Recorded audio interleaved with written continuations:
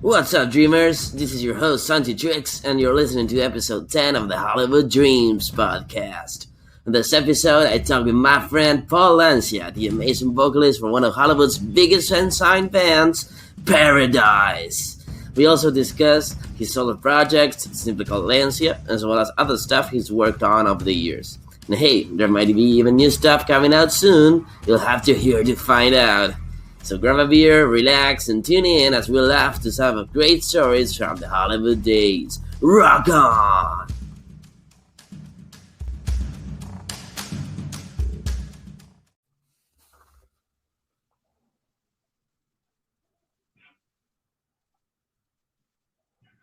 Hey, Paul, how are you?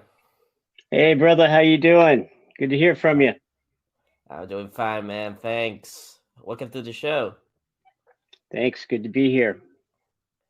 Well, it's a pleasure having you here, man. All right, so this is the Hollywood Dreams podcast, right? So I like to kick off things always with the same question. Do you consider yourself a dreamer? Absolutely. I mean, I started dreaming about doing the rock and roll thing a long time ago. There was a few bands out there that really motivated me. Probably like most people that were into my type of music, like Kiss and Van Halen. Yeah, absolutely. So, what's your favorite album from Kiss Uh, or Van Halen? Yeah. well, of course, Kiss Alive. Played that until it no longer worked anymore. And then the first Van Halen album. Yeah, I had that on repeat for about a year and a half. Yeah, those are just classics, man. So, what would you say made you want to be a musician?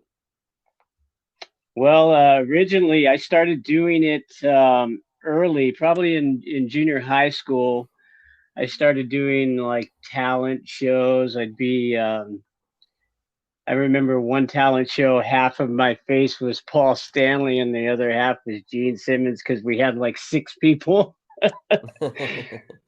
So I did like a one half Paul Stanley, like a star, and then like the bat thing on the other eye. So I was like a half of Paul Stanley, half Gene Simmons. And that was, I think, what was it, like seventh grade? Yeah, pretty early. I started doing my dreaming was early on. I know in my family there's a few people that were in the business, All and right. my mom was a total Beatles fan and Hendrix, so I got a Oh taste wow. of it early. Yeah. Yeah. But you're not from LA originally, right? I was born there. Yeah. Oh, okay. Awesome. So you were in the right place at the right time. Yes, sir. So when did you start your first band? Or was it? Let's see. Oh, go ahead. I'm sorry. No, no. I was just gonna say, was it Paradise your first band, or did you had something prior to that? Well, I was doing. I had a few high school bands. I was doing weekend backyard parties, trying to earn a living doing music back then. Y- So we'd Yeah. throw weekend parties, right? Like Friday and Saturday night parties. We'd line up people and try to find a house. Maybe somebody's parents would be out of town, and we'd throw a party, right? Right. And man, back then, I think the name of the band was Midnight Marauder. That's it. And we did, Judas Priest, we did Black Sabbath, Led Zeppelin, those type of things. And we did a lot of our own music. We snuck a lot of our own tunes in there. So yeah, Yeah. I was never the cover band singer kind of guy. I always from day one was writing my own material. Right. So Yeah. I was more interested in doing that rather than covering a Well, band that's because cool. the band's already great by themselves. I never got into the cover thing, right? I always would Right. take the original band because they're the ones that created, you know. Mm-hmm. So what year would you say was that? Oh wow. Let's see. That was probably um, late the end of the 70s, early 80s. Oh, yeah. So, okay. Yeah, I'm still a young man. Of course, man. Heart. Of course, man. So, what was it? What was the scene like back then? I mean, well, of course, you were just a kid, right? But was it at least somehow similar to the to what was coming later in the decade, or? Yeah, I was following bands in the area. Oh my lord, what was the name? There's a really popular band. I'm just Angelus. That's the name of them. There's a All right. band called Angelus. They were doing the same thing that Midnight Marauder was doing the backyard gigs. So wherever they would be playing on the weekends, everybody would show up. So we tried to make sure we didn't compete with them because they had a huge following, and they were doing Hollywood shows, right? They'd play Gazzarri's and the Roxy and the Troubadour. Yeah. And I was like, man, these guys are great. And I can't believe how are they doing the Hollywood shows, And then I got to know the guys, right? So I started asking questions. Then eventually I figured out how to get down there and do my own thing. But the Right. only problem was is back in the day, it was kind of like a pay to play. You had to pre-sell your tickets. Yeah. Yeah, so we'd get on bills with very popular bands, and that would help Yeah. us, of course, sell the tickets. Right. Was Yeah, hard. that was the early days, man. I just latched on to the guys that were doing the thing. Yeah. So did you always wanted to sing, or did you first try like being a guitarist or something like that? Yeah, I wanted to be a singer early on. I mean, I played guitar, but I think David Lee Roth ruined me early, right? Yeah, of course. He was too much back in the day. I mean, of course, I wanted to play guitar, but I was nowhere near an Eddie Van Halen, so I thought, I could do a pretty good job as a front man. Yeah. I mean, who you look at the I don't know, you look at Earl Van Halen, who doesn't want to be him, right? Right, and there was a lot of guys out there that were doing the finger tapping. Yeah. Could you do the splits that David Oh, did? absolutely. Yeah, I went in. I did the martial arts. I did Oh, wow. kinds of stuff. I mean, I was into dance. I did lots of things to try to become a very good front man, and it took a lot of. I mean, I got to tell you, in the beginning, when I, wasn't in the high school band anymore, and I was trying to do it outside of high school, I did it okay for a while, like with Midnight Marauder, and then Mm-hmm. after that, I had a band called Boyer, and we did a few shows in Hollywood. But All I got right. to tell you, like in that space of from high school to the maybe from 16 to 20, those ages right there. I got to tell you, man, I got turned down by so many bands, man, because it was Oh, hard wow. in the beginning. I got to tell you, like before I could drive, I know my mom was driving me to auditions, and I'd go in there all pumped up and try to do this great job, and then come out all with my head down. It was tough, man, and I still went back and I practiced and I got determined to do it. So then I came Yeah. out with some of my own bands and I started to do it good. We started to create a pretty good buzz in town. Right. Yeah. I mean, the competition was hard. I'm assuming, right? Something like 20,000 bands in the same area trying to do the same thing. Yeah.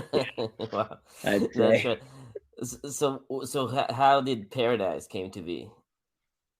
Okay, Paradise. I was in a band before Paradise. I got up to Boyer with you, and we had a okay following. And then Mm-hmm. after Boyer, we went our separate ways. I met Billy DeVette, Yeah. and he asked me to join a band called Circus, and we started writing songs together. And he had a 4-track recorder. I remember it was so cool. We were in there just writing all the songs for Circus, Oh, and wow.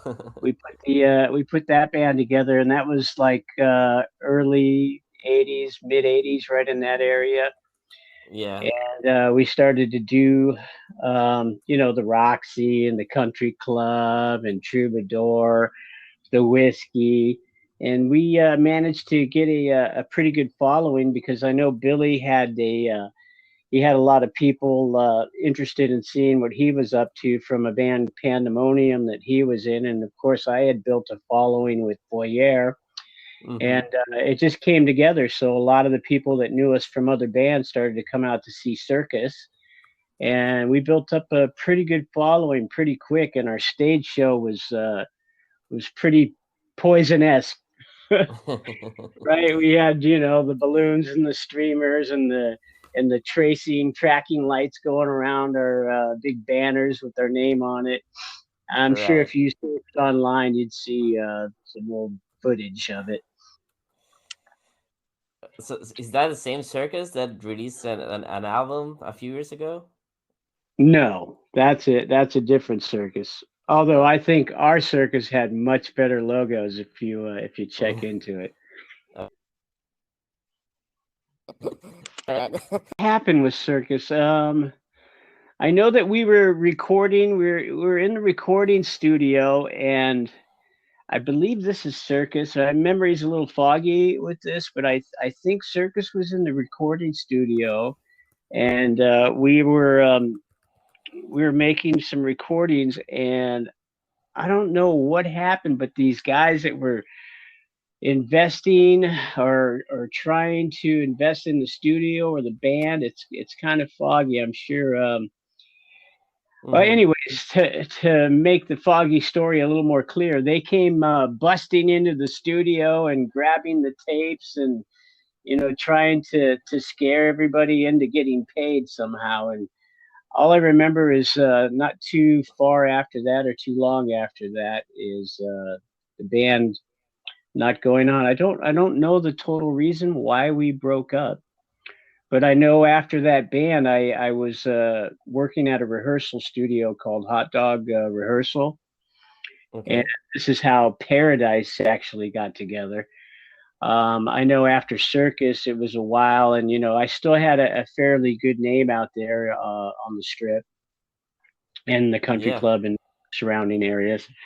And as I worked at the studio there, it was a rehearsal studio. I was like a sound engineer there, and I'd set up everybody's gear for them, and I kept myself in the business, doing things I like to do. And several bands came in to rehearse, and I just kept listening to different bands come in, right? And these kids kept coming in, and they called themselves Paradise, right? Yeah. And it was Nick Masella and Chris Lewin, and they had a drummer working with them. I forget the name of the drummer at the time. Anyways, they would come in and I'd be out in the front office, just kicking back, watching the studio and, helping other bands set up and tear down.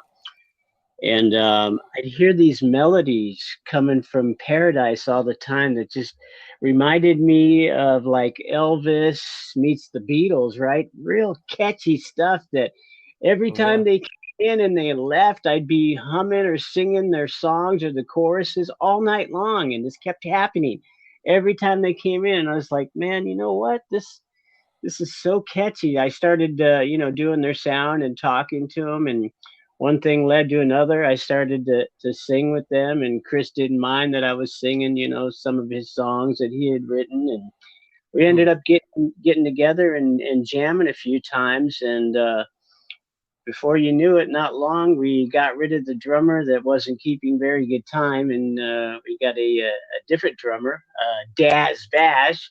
And Daz had walked in working with another band called Wicked or Witch or something like that. I forget. But he came in all 6'2" of them, maybe 6'3", just huge guy, right, with this spiked white hair, and he just came in and he had this attitude in your face. He would grab your face and be like, cha cha cha cha cha, just in your face kind of guy, right? And Yeah. I didn't know whether to be afraid of him or think he was the greatest guy that ever walked the planet, man, because he was just that big. He was just he was like a cartoon character walking out of the page or out of the TV set, like, hey. And anyways, I started talking to Daz, and he knew me from other bands, like the Circus and the Voyeur. And I asked him if he wanted to come in and jam with us, and the rest is history. Once he got a taste of it, he loved it, and we just started writing songs. So it was Nick Masella, Chris Lewin, myself, and Daz were the original. That was the original Paradise, right? Right. And after that, it went on to. We decided we wanted to add another guitar player, and we got this cat named Richie Carr, who was just an incredible guitar player. I mean, he was like the Paul Gilbert. I mean, he was just insanely good. He was doing like Beethoven, Bumblebee, and all kinds of different things on his guitar, playing two hands on the neck, right? And we were Wow. just all the way. I'd give him his solo spots live, like 5 minutes of just him tearing it up. And he was just insanely good, but there was something missing, right? It was like we had this great guitar player who was just this master of the guitar, right? And then Paradise, who was this fun Paradise, or fun like Circus, Paradise, Poison, Kicks kind of vibe going on with a Paul Gilbert type of guitar player. It just was not working. So eventually we went different ways on guitar player. I talked to Billy, and he was in Billy DeVette. He was in Agent X at the time. Oh yeah. And yeah, I had talked to him, and this took us about maybe a month, and he was undecided what he wanted to do. But eventually he joined up with Paradise, and we started writing a lot of songs with him. Of course, the following got bigger and bigger, and we kept playing shows while we were going through different members. Right. And I'll go ahead. No, I was just gonna ask, was there any confusion? Like with there was another very famous Sunset Strip band called Paradise, right? So was there any confusion for the fans, like which Paradise I'm going to see today? Yeah, that didn't happen till later, because I Oh, don't okay. I don't know anything about Paradise until after our Paradise had built up a following. I didn't All even right. know there was another band called Paradise at the time. Right. At as soon as we found that out, of course it was bad blood, right? I But guess, yeah. I'll get to that. I'll get to that. Um, so, anyways, to make all this, we were having some guitar troubles, and we had Billy. He came in. We started writing songs with Billy. Of course, the songs were getting they were. I guess they were turning from where we were with Chris Lewin writing to now with me and Chris writing. Now it was me and Billy really writing again. So it's kind of sounding more like the Circus stuff. But we had a few good songs. Um, and then not long after that, Chris quit the band, and I'm not going to get into the reasons why. Yeah. Chris is still a friend of mine, Yeah. and still a great guy, and still plays guitar, and Mm-hmm. awesome guy. I we talked to the band. We had some meetings, and we kind of went after Dave Marshall, who was playing with a few different projects at the time. And Dave totally fit the band perfect. I mean, it was like the one ingredient we were missing in Paradise, because he had a style of playing that was just so perfect and gelled just perfect with what we were doing. So it took us from more of a hoppy poppy type of rock band to more of a serious type of band, where more record people were looking at us, right? Yeah. So yeah, the following after that, we started selling selling out everywhere we were playing. I mean, we've sold out the country club, we sold out the Troubadour, the Roxy, the Whiskey, Gazzarri's. Everywhere we played, we just were building a monster following, right? And we Yeah. did for a while. Sorry, go ahead. No, so the country club was a tough place to sell out, right? Yeah, it was. It was definitely hard to sell out. You had to make sure that you had bands that were the opening bands were doing their job as well. Mm. But there were bands that really didn't need it. You were lucky to play with, like the Poisons and the Warrants that came out in that time period. Yeah. And we had definitely played a lot of shows with them before we were headlining. Yeah, well, that's cool. Yeah, that sure helps. So, Yeah, I but know. As far as like the Poisons and the Warrants of that time, we learned everything that we were doing in the bands that kind of paved that way for us, right? mm-hmm.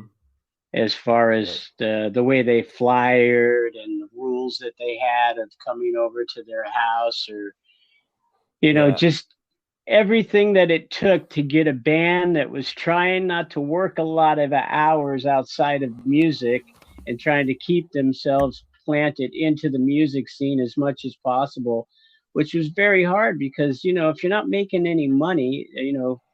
you're kind of like a bum.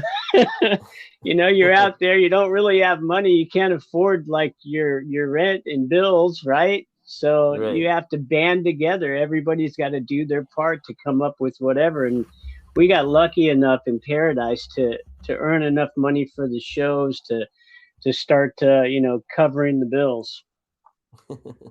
So, did you guys do the whole flyering Oh, stuff? absolutely, man. We made a mess of that place. We flyered everywhere, man. We got in trouble so many times.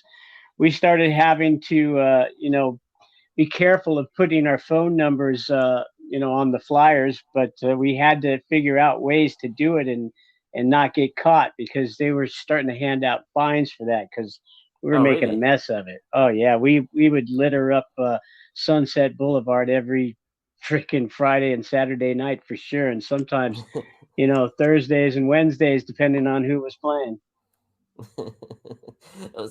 Did you guys had any favorite clubs to play? Um, my personal favorites was I really dug playing the country club. Mm-hmm. But I tell you That's what, man, even the Troubadour, as as the stage was, and the area was just it wasn't all that big, but it did have like a balcony in it, and just the knowing that the bands that came before you that played the Troubadour, the nostalgia of the whole thing, like that Jim Morrison played there, and you just like yeah.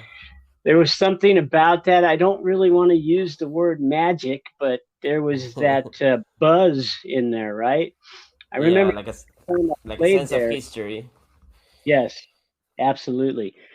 The first time that I had played there, it was like I just had this feeling. I was sitting in the dressing room, just, I don't know, it was surreal. I just sat there and I was looking outside. I was looking at the sign from the dressing room, seeing the band's name on it, and just going, wow. It was almost like, man, I've made it. Little Oh did yeah. I, not even close. But did you guys do the whole makeup and hairspray thing? Yeah, we did.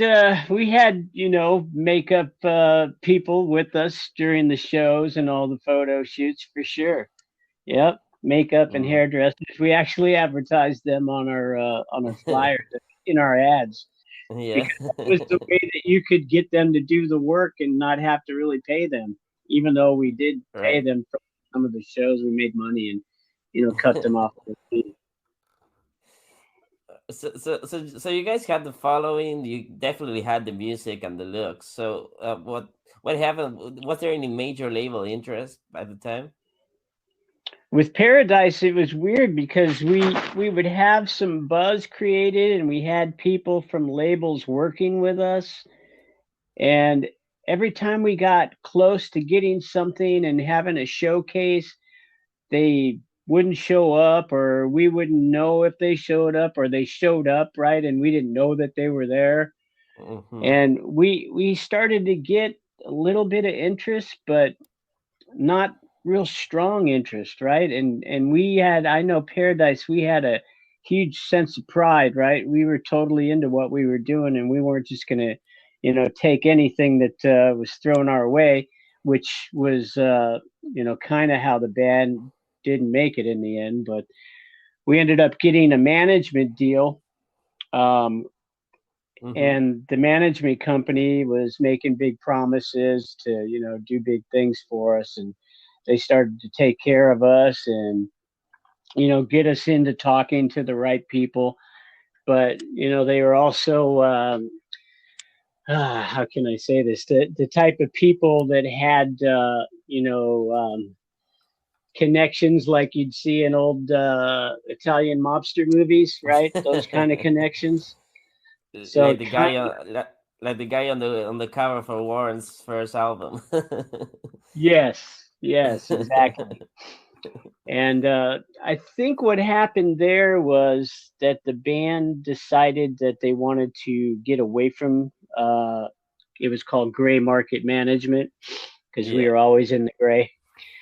And they wanted to get away from this management company. And, and Mm-hmm. half of me was like, yeah, I totally agreed with it because of some of the things that were being done, and some of the ways that the the leader of the management company, he was treating people.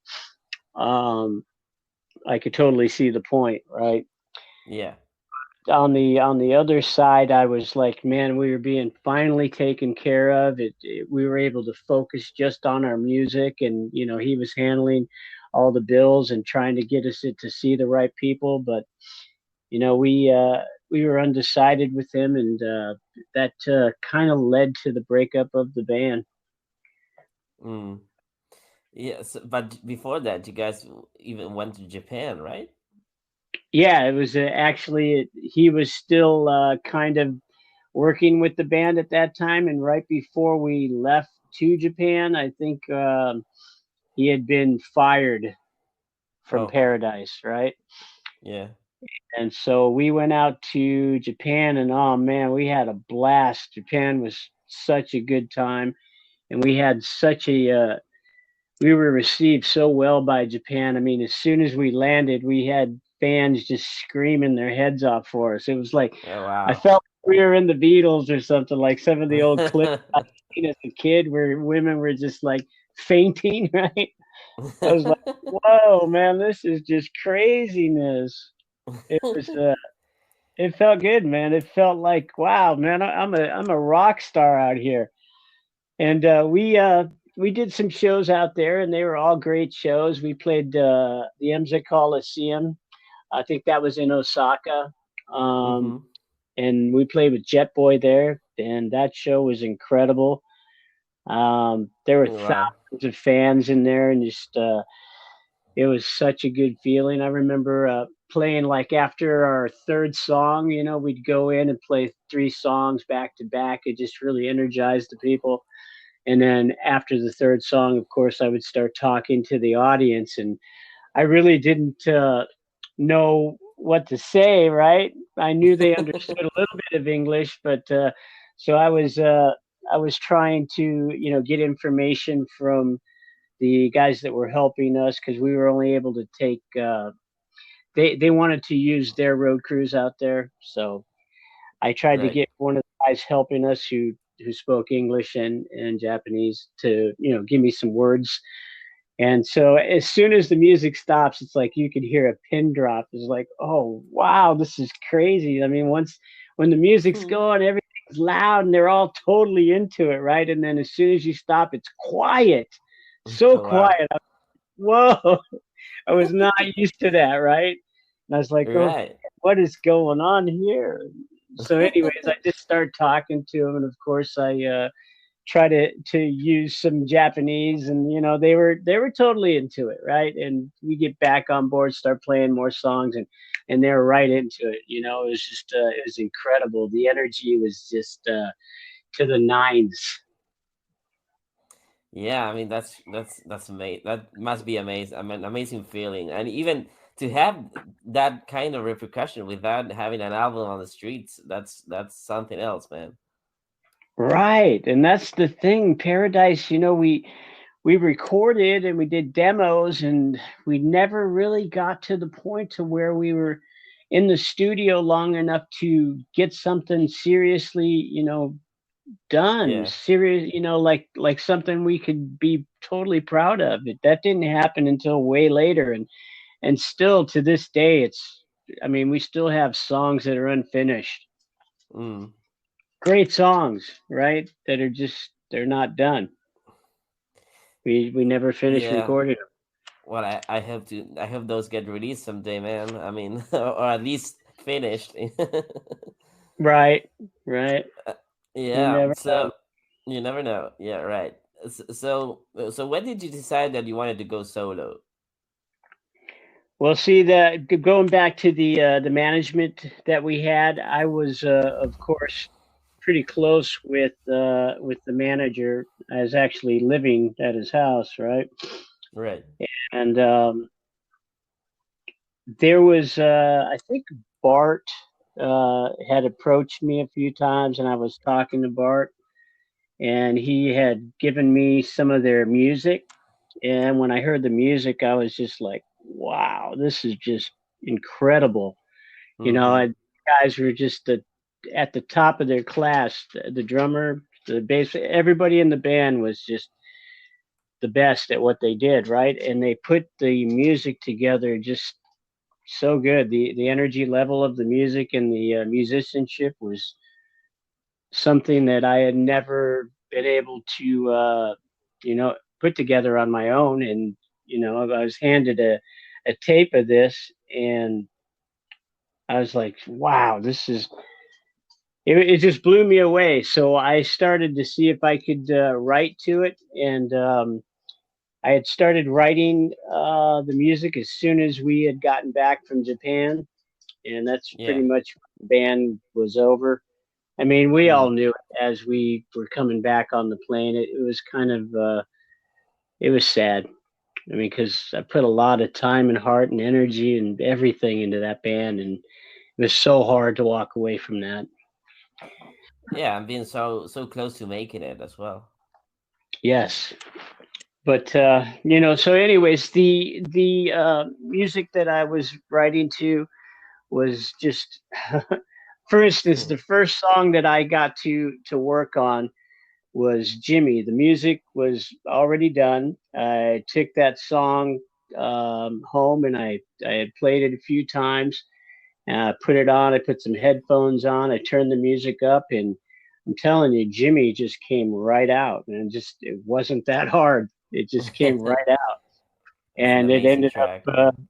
right. It ended up being like our video, and one of the tracks a lot of people are totally into.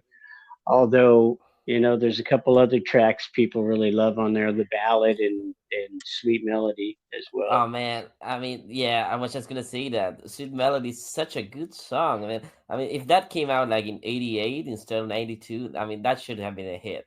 No, no, Yeah, no I doubt agree. about it. Yeah. No, get down. My dog's all over me. Yeah. That, and then our ballad was pretty good too. And you know, we uh Yeah, we had I some also good. like the song "Goodbye." That's a great one as well. Ah, yeah, I dig that song. You know what? All the songs on the Lancia album are pretty freaking cool. Yeah, and it's just a fun. It's funny because I had the CD, right, but before I was able to get that, I remember seeing the logo for the for your band, and I always thought that was the coolest logo. I mean, I remember seeing it, and I mean, man, I just know the songs are gonna be great. Like before I heard them, just Right. because of the logo. Let me tell you a story about the logo. I'm glad you brought it up. All That right. logo, okay, see, the management company I still had, right? The Gray Market Management, Yeah. um, with Lancia. So that logo right there, we had went to, I think it was Warner Brothers at the time. the person that was doing the Batman logos and the Superman logos, right? We had hired Right. him to do our logo, right? And this is like a it's just like a $25,000 logo, right? But we were doing it because we actually wanted to, use his name behind the logo and create a big, story and a big draw off of it. So yeah, Yeah. that logo cost us about 25 grand. Oh So wow. I'm so glad that you just said that Well, because I I mean, get paid off. yeah, I mean, it totally worked. If that was your intention, it totally worked on me at least.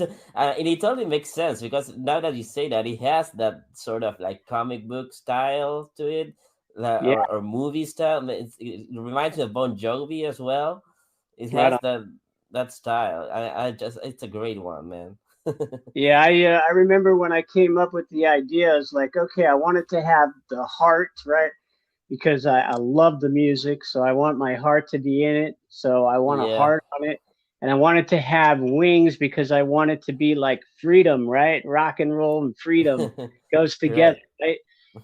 And I remember just speaking the idea and trying to trace it, but as soon as I gave him the idea like that, I mean, that's what he came back with. I mean, we only sent it back, I think, once, and it was done. I remember we had to put on and take off the Lancia band because of the car company. There was a car company and a Yeah. and a leasing company, right? Yeah, I'm sure you know Yeah. the Yeah. Lancia car is a pretty badass car. So you don't only make great music, you only make great cars, man. There you go. Yeah. And I was hoping for one day to, just have a few spiders of my own. But still, to this day, I don't. It's not that I can't get one. It's just that I want, one of the newer ones that are very expensive. Yeah. Yeah. And then getting it over here and all that too is just would cost hundreds, hundreds of thousands of dollars to put it all together. I mean, it would have been a great marketing gimmick back in the day. Yes, If you showed up to the Troubadour in a Lancia spider. exactly, exactly. So yeah, the logo we had to put the band on it because of the other Lancia companies that were out there. So you'll Yeah. see some in some ads that we had put out. You'll see the band in the logo, and some you don't see that. Right. Yeah. So did you tour that album, or I mean it was late Well, 90s, early 90s. well, what we did was we had some interest from Japan, and the record label that signed us was called Pony Canyon Records, Yeah. and they're still doing stuff now, but they were affiliated with Sony CBS. Is that a So Japanese label? yes, Oh, okay, that makes sense then. yeah, Sony CBS, Yeah. and so we decided to do it because we had a fairly an okay recording budget, and we had all these promises made, and promises and delivery are two different things. But Right. yeah, it came out in '92, which the music scene was kind of changing at that time. It was moving on Mm. to more grunge, right? Yeah. So yeah, the it seemed like the timing of everything, like my whole career, it just seems like the timing was just off a bit.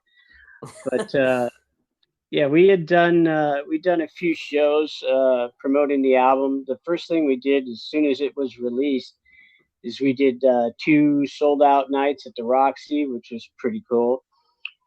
And Oh, yeah, we yeah. started doing shows all over town. We got involved with some contests, and I don't know. At that time, I had pretty much something was wrong with me, man. I started doing drugs, and I got Mm. so involved in Yeah. I became like only into my own head, right? And all the things that had been done leading up to where I was battling these demons, right? Like like I Right. said, Paradise was my heart and soul, and then I left to do this thing, and it was like I was just so confused, man. And I got to tell you, man, through that period in my life, it was dark. I Mm. mean, very dark, and I got to tell you, there are some things that happened to me that changed my life and made me leave the business at that time. Oh wow. Yeah, So and it all sparked from doing drugs. I mean, yeah. it put me into my own head and my own thoughts, and I just imploded. Well, I'm glad you made it out fine, man. That's a Oh tough man, I got to thing to tell you, go man, through. the only way out for me, I had tried rehabs and going through detoxes and different programs. I got to tell you, the thing that saved my life, the only thing, was Jesus. Oh wow, yeah. Yep, I got on my knees and I gave it up to Jesus, and ever since that day, man, it's been like a huge weight has been taken off of me. Well, Praise that's Jesus. awesome. That's awesome, man. Glad you were able to find that. Thank you. so so was there any talk of a second Lancia album at the time? Well, actually, the contract had like 5 albums in it, and we did we did one album, and that was enough for me. I wasn't going to go back to it. I had Yeah. been in that dark place, and I know one night we had a show that was booked at FM station, and Mm-hmm. they must have known something. I don't know how they knew, but they must have known that I wasn't even going to show up to the gig because they went on stage with another singer, right? Oh wow. And yeah, dude, and I was like, what the heck, man? Are these guys doing this to me on? That's Yeah. crazy. Yes, that as soon as that happened, like I said, I was in that dark space. Anyways, I had packed up and to I left California and I moved to Vegas, Oh, and all right. it took me a couple of years to get over all that to get the Hollywood off of me, right, and to get back into my right mind again. And I put a Yeah. band together. I put a band together in Vegas around 2000, Was 2001. Lazy Jane, right? Right, and we made a record, and that record's pretty cool too. Yeah, so I've I never guess I've heard been it. doing. Is what's the style of Lazy Jane? I never heard it. Um, let's see. The style of Lazy Jane is just like good old rock and roll, man. Good songwriting. You Okay. know, I did most of the writing in the band. We had a great drummer, Sean McKee, who's playing all over town now with some pretty big groups, Oh and wow. our bass player Howie Cooperstein was a monster on the bass. So that rhythm section was just rocking, right? So what I can do for you, man, is I could put together a CD. I still got a box of them. I could send you a CD. Oh well, that would be great. Love to hear Yeah, it. right on. Awesome. Awesome. So the Paradise albums finally came out in late 2010s or something like that. 2008, I think, right? Yeah, when we did the prior Oklahoma gig, yeah, Yeah, it was 2000. It was 2008, right? I think so. Yeah. I think so. Yeah, Rocklahoma. yeah, yeah. That was a cool one, right? Right. I thought it was awesome, man. And back together, we had a really good time, and it was really cool to get the band back together on stage, and it was like we had never left, man. It was all the original guys, right? Yep. Oh, awesome, awesome, man. So the Midnight Train album that came in 2014, if I'm not mistaken, was that like just some more demos that you guys find? Well, that was some of the recordings that we started recording. Um, oh wow, we had done some recording with Michaela Meads. Had Yeah, we had just had some recordings that we went in and out of the studio a few different times, and then we had Dave Marshall pretty much grab onto. We got the masters, and he pretty much re-engineered it to get it sounding much better than it did. Because some of the earlier stuff, even with my voice, is like I'm so glad that it's not like how it used to sound. Whenever I hear that, it's like, oh my god, I used to do this really annoying like little yelp all the time, and I just whenever I hear it, it just gives me like I don't like it. And Dave Marshall is the one who brought it to my attention. He's like, man, you hear that? And he's kind of slick about it and kind of sly. He didn't really approach me and say, hey, you need to. He just kind of brought it up, and of course, for myself, I was like, oh God, yeah, I totally hear it. So yeah, so I stopped doing that. Thank the Lord. And Dave. Yeah. So, is there any more unreleased material from Paradise? I have some songs right now that I was supposed to finish. That I was having a hard time getting back into it because I Yeah. had the come to Jesus thing, and I was trying to kind of stay away from that. But I don't Okay. know. I think maybe I might just get it done. I might give Billy a call and tell him I'm ready to Yeah, just get it that would be finished cool, up. man. Yeah. Yeah, so you're working on a couple of songs. You actually sent me some. I think they're really cool. Is that Oh something yeah, maybe for a solo album? yeah. I'm thinking that I might have something ready here in the next, I don't know, 6 to 8 months. I've got a ton of songs I'm working on right now, and I got a guy that I'm working with right now who's actually a childhood friend of mine. That we actually played football together when I was just really young, maybe like from ages 11 to 13, right?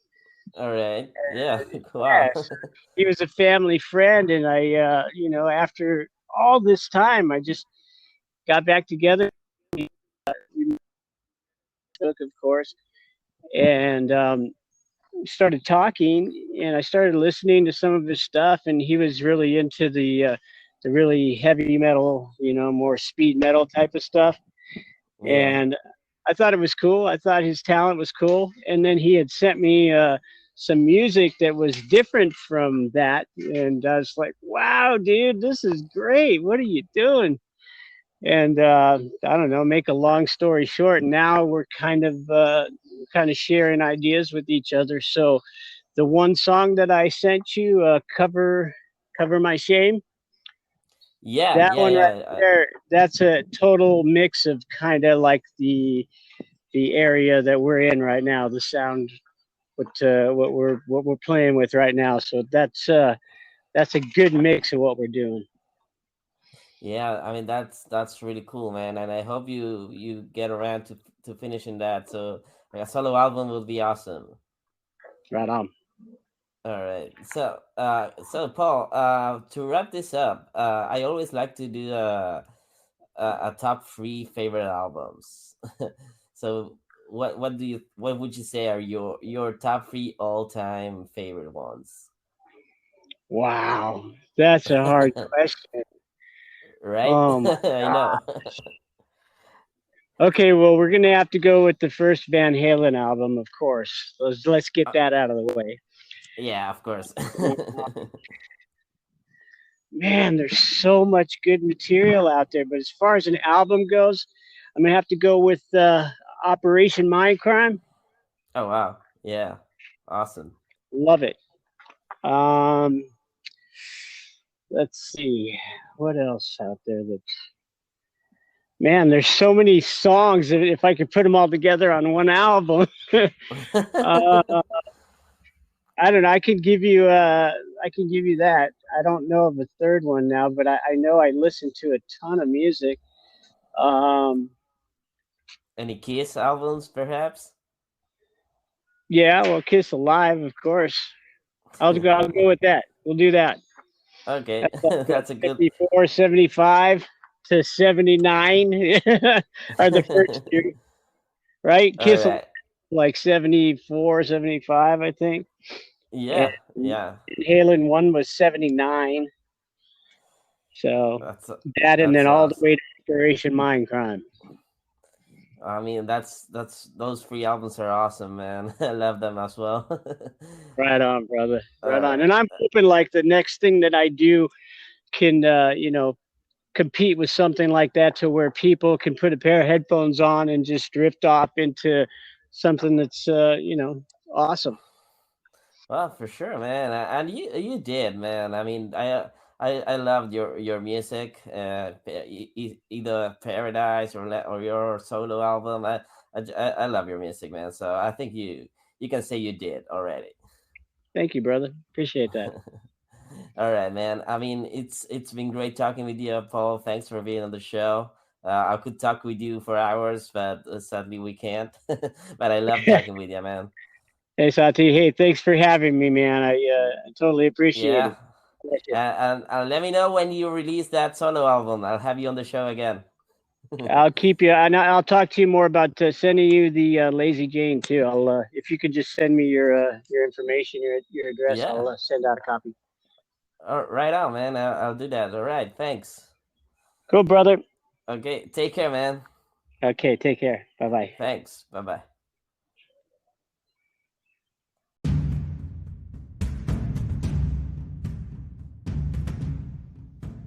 Alright, folks, sadly that's all the time we have for today, but what an episode, right? Don't forget to hit the follow button on Spotify and share it with your friends. You can also follow us on Instagram at hollywood.dreams.podcast. And rock on!